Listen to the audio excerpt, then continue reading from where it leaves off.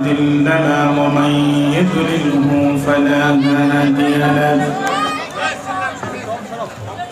ونشهد أن لا إله إلا الله وحده لا شريك له ونشهد أن سيدنا ومولانا محمدا عبده ورسوله الذي أرسله بالحق بشيرا ونذيرا وداعيا إلى الله بإذنه وسراجا منيرا فقد قال الله تعالى في كلامه المجيد والفرقان الحميد ফজরের নামাজের জামাত ধরতে পারেন না। চাচা চিন্তা করলো আজ যেভাবে ধরব, আজানের সময় উঠছে, ঘটনা করবে চাচি আম্মার ছায়া আর চাচার পাঞ্জাবি এক জায়গায় ছিল। বুড়া মানুষ ভুল করে নিজেরটা না নিয়ে চাচি আম্মারটা কাঁধে নিয়ে মসজিদে আসছে। মুয়াজ্জিন যখন তাকবীর দিচ্ছে, চাচা কয় আজ আর আমারে পরাস্ত করতে পারবা না, আজ আমি জামাত ধরতে পারবা না। চাচা উজু করার পরে এখন পাঞ্জাবি মাথার ভিতরে ঢুকায়া হাত একবার ডাইন পাশে দেয়, একবার বাম পাশে দেয়, মাগার হাত তুলে বাড়ায় দেয়। প্রথম রাকাত শেষ, দ্বিতীয় রাকাত শেষ, তাসবিহ তাহলিল শেষ, কিন্তু এবার চাচা হাত খুঁজে পাচ্ছেন না। সালাম ফেরানোর পরে মুসল্লি যুবক বাইরে কয় চাচা এই বস্তা কেন মাথার ভিতরে? কয় বাবা কি বলো তো, আমি পাঞ্জাবি তোমার আগে আমি মসজিদে এসছি, উজু করছি তোমার আগে, কিন্তু আমি হাত খুঁজে পাচ্ছি না। যুবক ভালো করে তাকে বলে চাচা তো চাচি আম্মার ছায়া, এই জন্যই বাবা হাত খুঁজে পাচ্ছি না। সুতরাং বাংলাদেশের পরিবর্তন এনে দিয়েছে যুবকেরা। যুবকদের মাধ্যমে আল্লাহ তাআলা আমাদের নতুন করে স্বাধীনতা দিয়েছে। নিশ্চিত পরাধীনতার কবল থেকে আল্লাহ তাআলা আমাদের হেফাজত করেছে। আগামী দিনে পার্লামেন্টকে কোরআনের পার্লামেন্ট করার জন্য বাংলার যুবকদেরকে সবচেয়ে বেশি ভূমিকা পালন করতে হবে।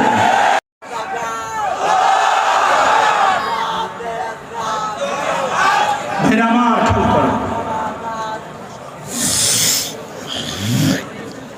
ভাইরা আমার খেয়াল করেন, খেয়াল করেন, মনোযোগ আছে আমার দিকে। এবার যুবকরা কি বললো? জীবন দেব। কথা বলেন না কেন? জীবন দেব কিন্তু ঈমান দেব না। কল্লা যায় যাবে, ডান হাত কেটে নেয় নিবে, বাম হাত কেটে নেয় নিবে, জীবন দিব ঈমান দিব না। যুবকেরা এই ঘোষণা দিল যখন, ডিবি হারুন বিষয়টা টের পেল তখন। আপনারা আবার তফসিরে ডিবি হারুনের নাম খুঁজতে দেন না। তৎকালীন এনএসআই গোয়েন্দা বিভাগে যারা ছিল আমি তো তাদের নাম জানি না, এই জন্য ডিবি হারুনের নামটা বললাম যাতে আপনারা সহজে বুঝতে পারেন। ডিবি হারুন জানতে পেরে তার ঊর্ধ্বতন কর্মকর্তা বিপ্লব কুমারকে জানান। বিপ্লব কুমার আবার বেনজিরকে টেলিফোন করে জানানোর পরে বেনজির বলতেছে ওদেরকে দ্রুত গ্রেফতার করে কারাগারে ঢুকাও। তাহলে পৃথিবীর সব সরকার আগে মামলা করে পরে গ্রেফতার করে, স্বৈরাচার যারা আগে গ্রেফতার করে পরে মামলা চাপায় তারা। কথা বলেন না কেন? হাজী সাহেব মক্কায়, মামলা হয় বাংলায়। হাজী সাহেব কোথায়? মামলা হয় কোথায়? হাজী সাহেব কবরে, মামলা হয় উপরে। 10 বছর আগে হাজী সাহেব কবরে, 10 বছর পরে হাজী সাহেবের নামে মামলা হয়েছে উপরে। চাচি আম্মা বুড়ি মানুষ, খোড়ায় খোড়ায় থানায় যেয়ে বলছে বাবা ওসি বড় বিপদে পড়ে এসেছি, নিজের কানে শুনেছি তোমার চাচার নামে নাকি মামলা হয়েছে, জানতে চাই তোমার চাচা কি করেছে। ওসি সাহেব বলে চাচি আম্মা, চাচা বড় দুষ্টু মানুষ, আমার থানার সামনে ককটেল হামলা করেছে। বলে এই ঘটনা কবে ঘটেছে? গতকাল রাত 8টার সময় ঘটেছে। কয়েক বুড়া তো 10 বছর আগেই মারা গেছে। কয়েক বছর আগে মারা গেছে। কয় বাবা কি করি বলো, এই বুড়া তো মরার পরেও জ্বালানো বন্ধ করলো না। এই বুড়ার সাথে আমি বুড়ির মহব্বতটা এত গভীর ছিল। আমি মেয়েদের বাড়িতে যেতাম যখন, বুড়া টেলিফোন করতো তখন, ওরে বুড়ি যত রাত হোক বাড়িতে আসো তাড়াতাড়ি, তোমাকে ছাড়া কেমনে থাকতে পারি। সেই মহব্বতের বুড়া আমার 10 বছর আগে গেল কবরে। মাত্র 2 বার উঠলো উপরে, একবার গত নির্বাচনের সময়, আর একবার তোমার থানার সামনে ককটেল মারার সময়। পরিস্থিতি যা সৃষ্টি হচ্ছে, সামনে কিন্তু বুড়া আবার ওঠার সম্ভাবনা আছে। অর্থাৎ তুমি আমার মোবাইল নাম্বারটা নাও, আমার চেয়ারম্যানের নাম্বারটা নাও।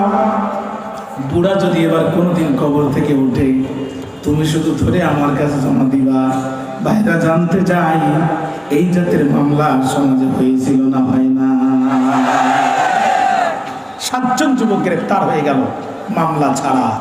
7 জন যুবক গ্রেপ্তার হয়ে গেল। মাঝে মাঝে বক্তৃতা বলি, সিঙ্গাপুরের জুতা পালিশের জন্য মুচি নাই। জুতা যারা পালিশ করে তাদেরকে মুচি বলেন তো আপনারা? সিঙ্গাপুরে ডিজিটাল মেশিন আছে, ভিতরে জুতা ঢুকায় দিবেন, পালিশ হয়ে বাইর হবে, ভিতরে ডলার দিয়ে দিবেন।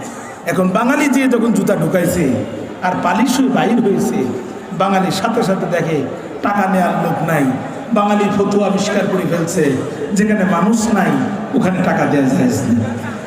এখন বাঙালি শুধু জুতা ঢুকায়, পালিশ হয়ে বাইর হয়, পায়ে দিয়ে হেঁটে যায়। এই কোম্পানিগুলোর মালিক যারা, মাস যে বক্সগুলো ওপেন করে দেখলো, তারা জুতা পালিশ হলো 30,000 জোড়া, মাগার ভিতরে মাল নাই। এই কাম করলো কারা? ধরার জন্য তারা নিয়োগ করলো সিসি ক্যামেরা। সিসি ক্যামেরায় পড়লো ধরা বীর বাঙালি যারা এই মহান কাম করেছে, তারা ওরা পড়ে গেল বড় বেকায়দায়। বাঙালি যতদিন আছে ডিজিটাল পদ্ধতিতে জুতা পালিশের ব্যবসা সম্ভব নয়। আবার এতগুলো বাঙালি যদি ফেরত পাঠায়, তাহলে আমাদের কলকারখানাও চলবার নয়।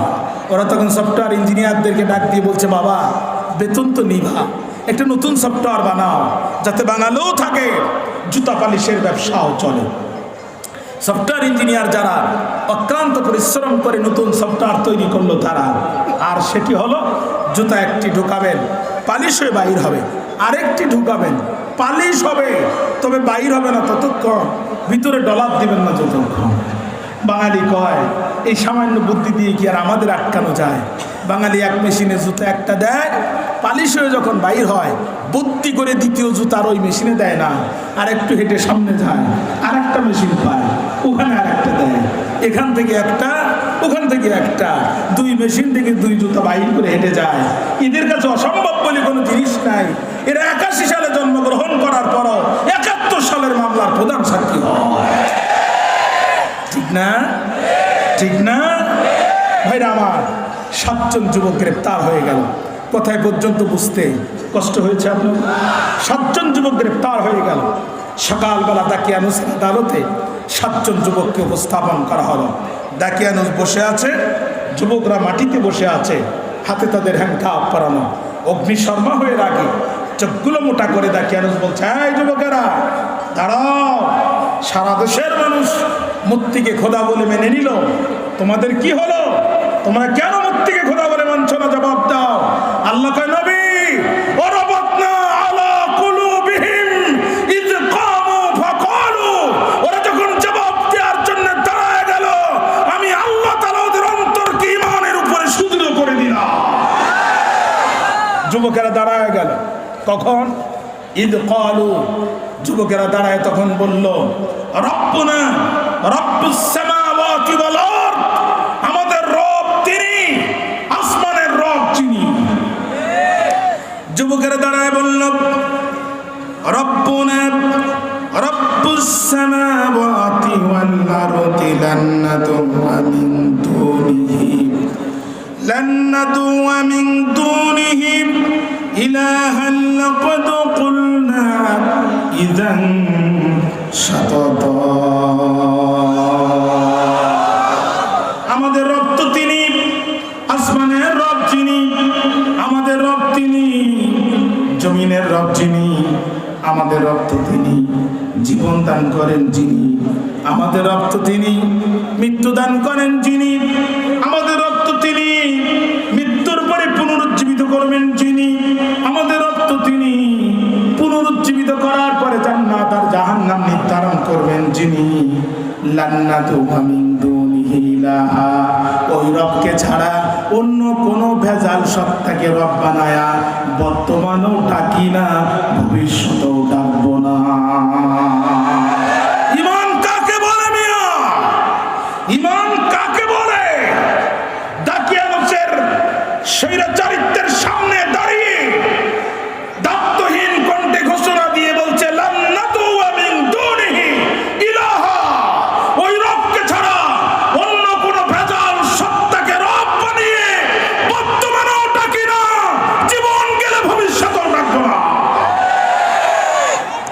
যদি তোর নির্যাতনের যাতা করে পিষ্ট হয়ে ওই রবকে ছাড়া অন্য কোন ভেজাল সত্তাকে রব বলে ডেকেই ফেলি, লাকাদ কুলনা ইযান শাতাতা, তবে সেটা হবে অত্যন্ত গর্হিত কাজ, অত্যন্ত বাজে কাজ, অত্যন্ত বাজে কাজ। নিজেদের ঈমান তো প্রমাণ করে দিলেন, এবার দাকিয়ানুসের ঈমানকে চ্যালেঞ্জ চালানোর জন্য যুবকেরা বলছে হাউলাই কওমুন আত্তাখাযু মিন দুনিহি আলিহাতান, এই কওম, আমাদের এই কওমদের কি হলো যারা আল্লাহকে বাদ দিয়ে মানব রচিত মতবাদকে ইলাহা হিসাবে গ্রহণ করেছে, আল্লাহকে বাদ দিয়ে গাছকে পূজা করে, আল্লাহকে বাদ দিয়ে মাছকে পূজা করে, আল্লাহর আইন বাদ দিয়ে মানব রচিত আইনের পূজা করে। ভাইরা পরিষ্কার কথা শুনে রাখেন, আল্লাহকে বাদ দিয়ে যারা গাছকে সিজদা করে এরা যেমন মুশরিক, আল্লাহকে বাদ দিয়ে যারা মাছকে সিজদা করে এরা যেমন মুশরিক, আল্লাহকে বাদ দিয়ে যারা গরুর পায়ে সিজদা করে এরা যেমন মুশরিক, আল্লাহর আইন বাদ দিয়ে মানব রচিত আইনের পক্ষে যারা জীবন যৌবন আন্দোলন সংগ্রাম করে এরা তেমনই মুশরিক। এই দুই মুশরিকের মধ্যে কোনো পার্থক্য নাই। যুবকেরা দাঁড়িয়ে বলছে লাউলা ইয়াতুনা আলাইহিম বিসুলতানিন বাইয়িন, আল্লাহকে বাদ দিয়ে অন্য কোন ভেজাল সত্তাকে রব বলে ডাকা যাবে, এ প্রমাণ যদি তাদের কাছে থাকে তাহলে তারা সেটা পেশ করে না কেন? ওমান আযলামু মিম্মান ইফতারা আলাল্লাহি কাযিবা, ওই ব্যক্তির চেয়ে বড় জালেম আর কে হতে পারে যে তার রবের নামে মিথ্যা প্রতিপন্ন করে। আজকে আমরা অত্যন্ত দুঃখের সাথে বলছি, কিছু মুসলমানের সন্তানকে স্পষ্ট ভাষায় বলতে শোনা যায় এইসব শরিয়া টরিয়া আমরা মানি না, এমন বক্তব্য আমরা শুনি না। আফসোস লাগে তাদের জন্য, আফসোস লাগে, কলিজা ফেটে যায়। যুবকেরা এই দায়িত্বহীন ঘোষণা যখন দিয়ে দিল, দাকিয়ানুস তখন বলল তোদের সময় হাতে 3 দিন।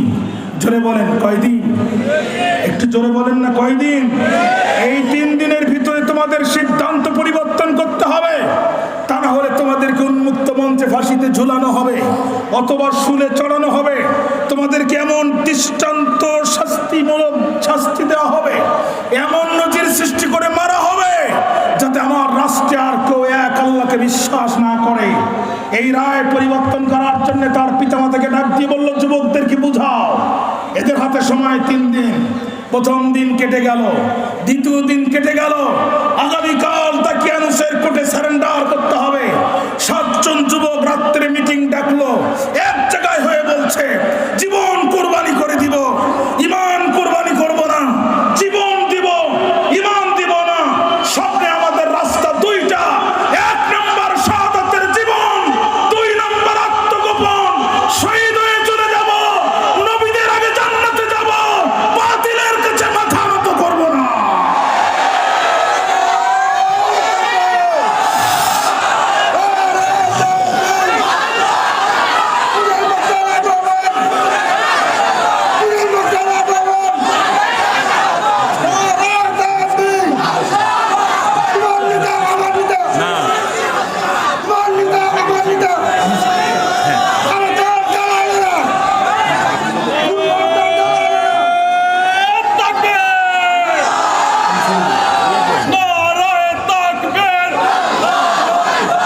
আমার ভাই,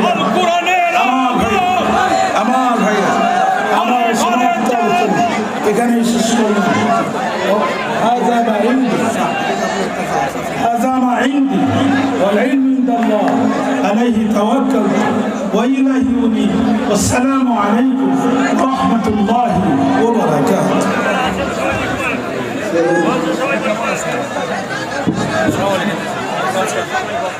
সম্মানিত